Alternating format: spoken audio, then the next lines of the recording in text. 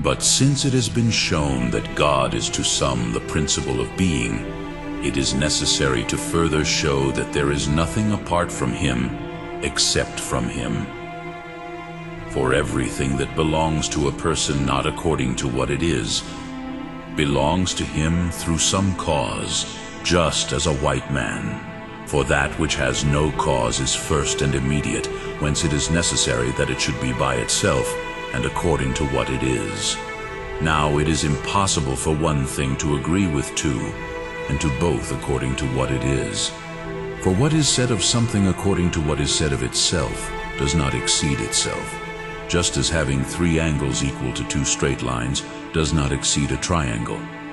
Therefore, if something suits 2, it will not suit both according to what it really is.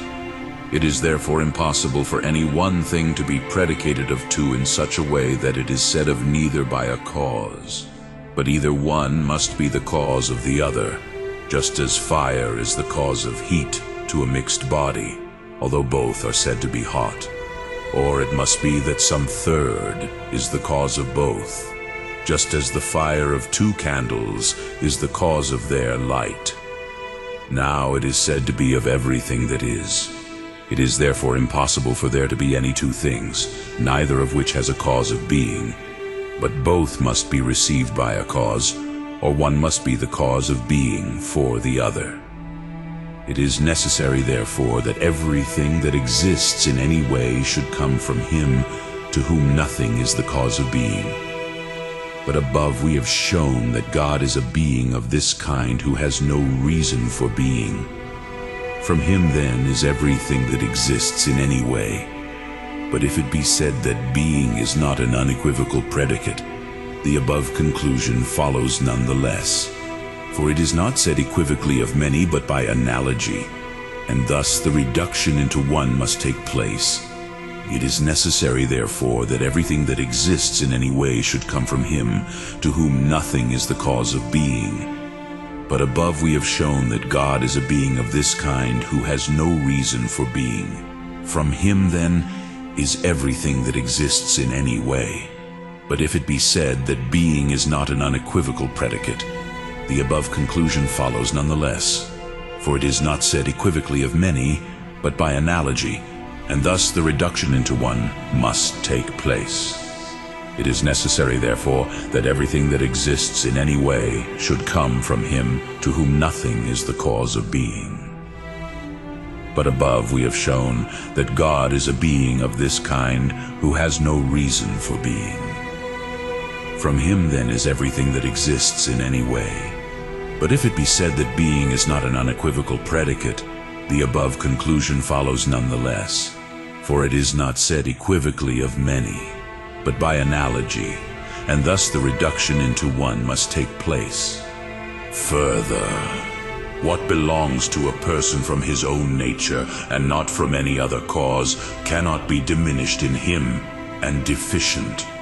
For if something essential is subtracted from or added to nature, it will already be another nature, just as it happens in numbers, in which the unit added or subtracted changes the species.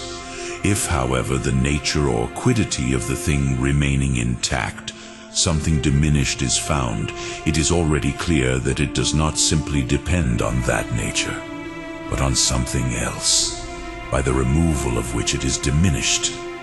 Therefore, what belongs to one person less than to others does not belong to him only from his own nature, but from another cause. That, then, will be the cause of all things in a certain genus to which the predication of that genus belongs most. Whence we see that what is most hot is the cause of heat in all hot things, and that which is most luminous is the cause of all that is luminous. But God is the greatest being, as was shown in the first book. Still, according to the order of effects, there must be an order of causes, in that the effects are proportionate to their causes. Hence it is necessary that just as proper effects are reduced to proper causes, so what is common in proper effects must be reduced to some common cause. Just as above the particular causes of this or that generation, the Son is the universal cause of generation, and the King is the universal cause of government in the kingdom, above the superiors of the kingdom and even of individual cities. But it is common for all to be. It is necessary, therefore, that above all causes there must be some cause of which it is to give.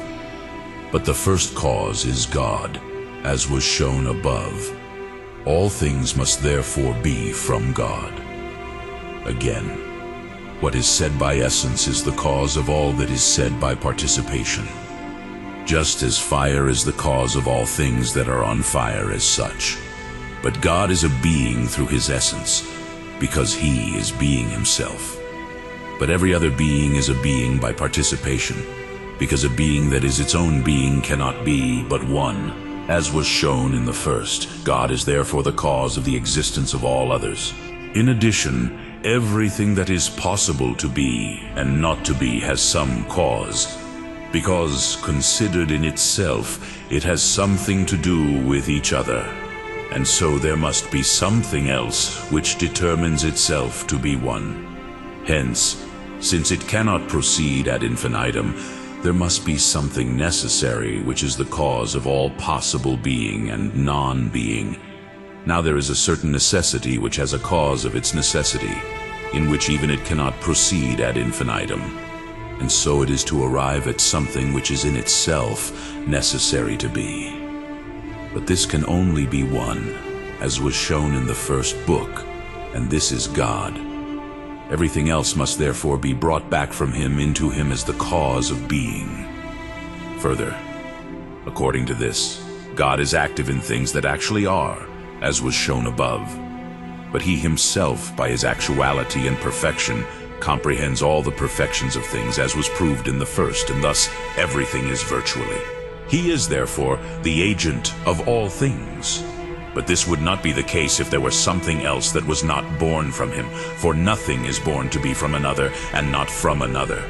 Because if it is born not to be from another, it must be by itself, which can never be from another. Nothing then can exist except from God. Again, the imperfect take their origin from the perfect, as the seed from the animal. But God is the most perfect being and the highest good, as was shown in the first chapter.